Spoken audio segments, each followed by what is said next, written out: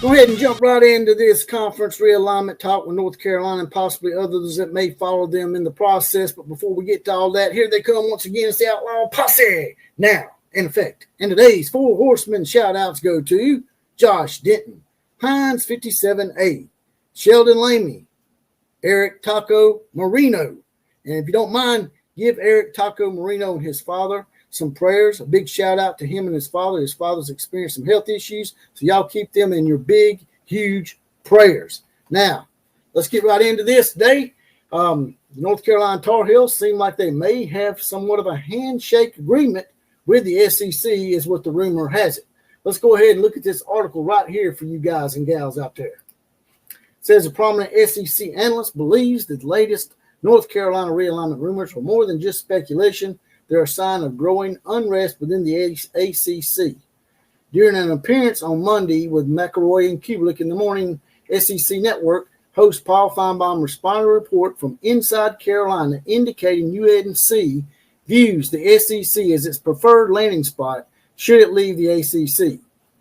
And we're going down here a little bit, and it says, it sounds very much to me like people close to North Carolina are floating this out there, probably frustrated with their current position, Feinbaum said. Even though the SEC is singing Kumbaya, we all know there's a lot of anxious schools out there, says Feinbaum, which is, Feinbaum likes to steer the pot a little bit, but as much as people don't like Feinbaum, you got to admit the dude's right probably at least 60 to 70% of the time.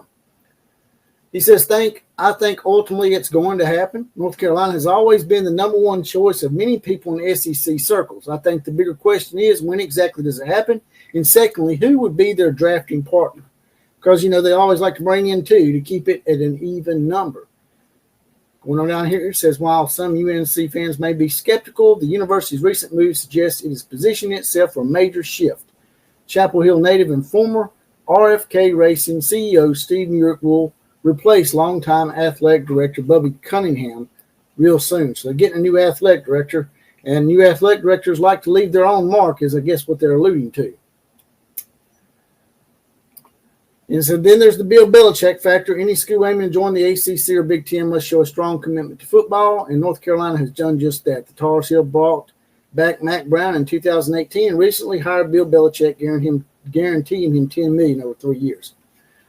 But what I think they're missing here is, while North Carolina may be showing a strong interest in showing that they're committed to being good in football, I've always said this ever since we added Texas and Oklahoma.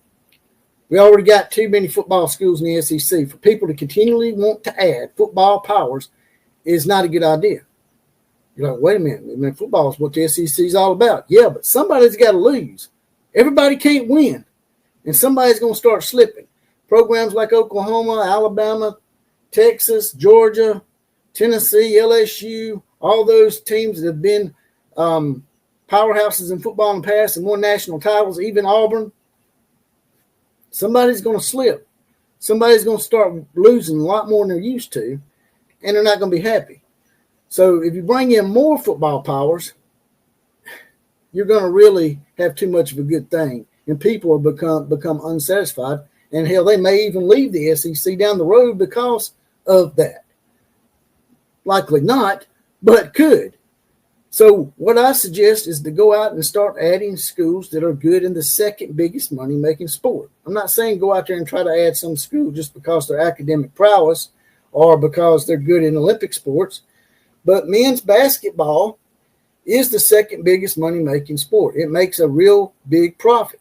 So go out, get North Carolina. That's why the SEC is interested in North Carolina, whether people want to admit it or not. Yes, the SEC looked really good in basketball last year, but over the course of these past 70 or 80 years, we all know that the SEC has not really been dominant in basketball, other than maybe Kentucky. So adding North Carolina would definitely expand the profile of the SEC.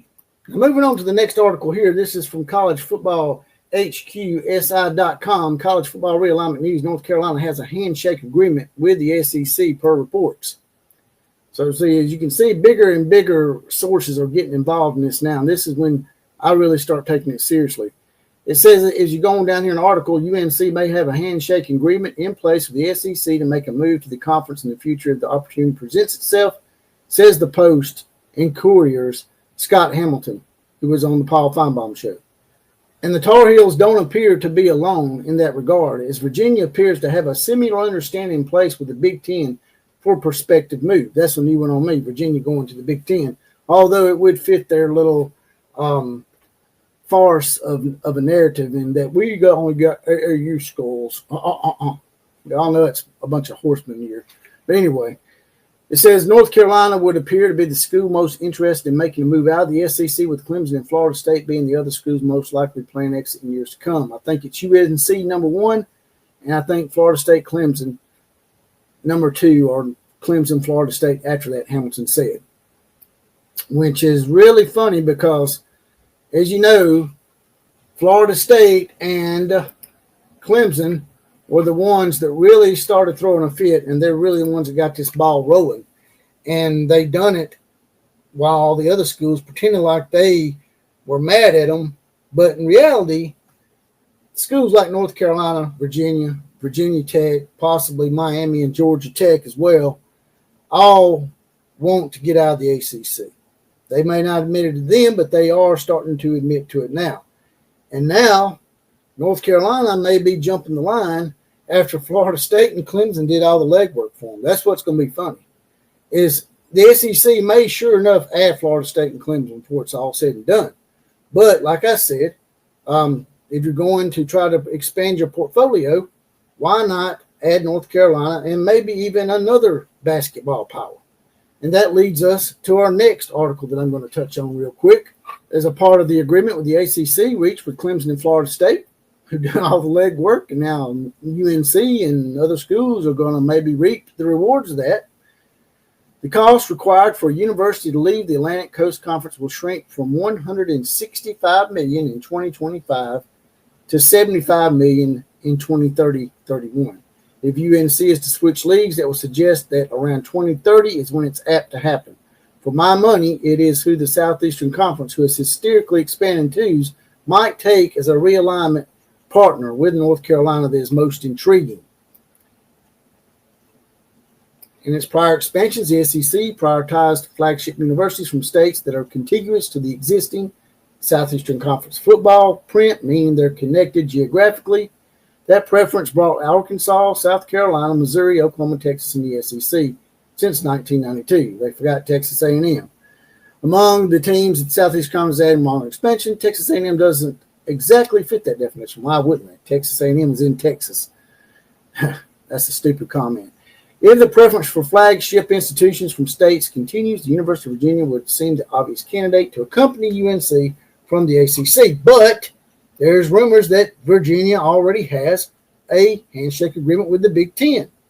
So if it's not going to be Virginia, who would it be?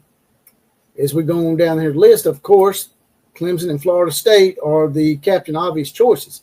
But like I said, ad nauseum already, Clemson and Florida State are mainly football schools. And the SEC may not be looking to go there this time. My opinion is they may take one of those two, but somebody's going to get left out. Will it be Clemson or will it be Florida State? That's a hard call.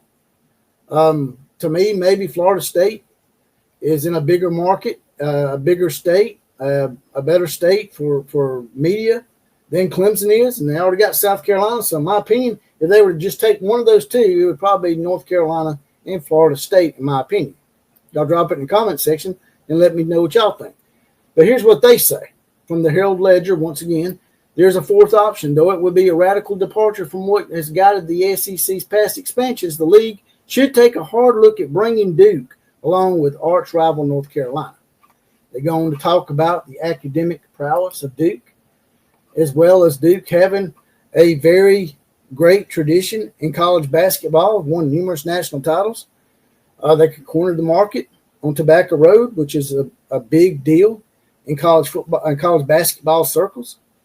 You know, and then there's outside liars like North Carolina State and Virginia Tech. Now, a lot of people will have you believe, a lot of people come in here and preach, even my boy Numbskull and a few others have preached that North Carolina's not going anywhere without NC State. They're just not going to do it. We found out in the past that's a bunch of bull. Because Texas A&M came to the SEC without Texas originally. And then later on, Oklahoma, who they said would never leave without Oklahoma State, came without Oklahoma State. So all this crap about the North Carolina legislature or their state government is going to stand in the way of North Carolina bettering itself, that's not going to happen. They may throw a little bit of a fit and do a little grandstanding for the voters and the people of NC State and Duke who support them. But in the end, North Carolina, with or without Duke or NC State, will end up in the SEC, in my opinion. But I don't know. You guys and gals tell me. I think what's going to happen in the end is going to be North Carolina and Florida State. And then the Big Ten is going to come in and scoop up either Virginia, Georgia Tech, or Miami in the process. Now, the SEC may want to bring in 4 teams like the Big Ten did this last time to catch up, maybe have 20 teams. But Greg Sankey has said it's not really about numbers all the time. It's more like quality over quantity. Whether he's telling us the truth there or he's just, him-hawing a little bit, I don't know. But if they were to bring 4 teams in, then Clemson would probably be covered. You'd probably add North Carolina, Clemson, Florida State, and maybe one other, that being either Virginia if they don't go to the Big Ten, or maybe even Virginia Tech or Miami. There's numerous scenarios that could pan itself out. But that's what I think is going to happen in the end.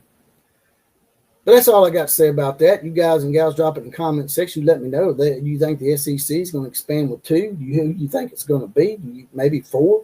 You think it's going to be before 2030 or after 2030? Drop it in the comment section. Let me know what you think. And if you don't mind, you can join the Outlaw Posse. It's not but $2.99 a month. That's just 75 cents a week. That's just a half a bottle of water for the Outlaw. There's a little join button over by the subscribe button. If you don't want to do all that, you can always just do the big 4. They're all absolutely free. Like, share, comment, and subscribe to this channel. Subscribe. It only takes 2 seconds. It's absolutely free. Gets this party bigger. Gets it crunk.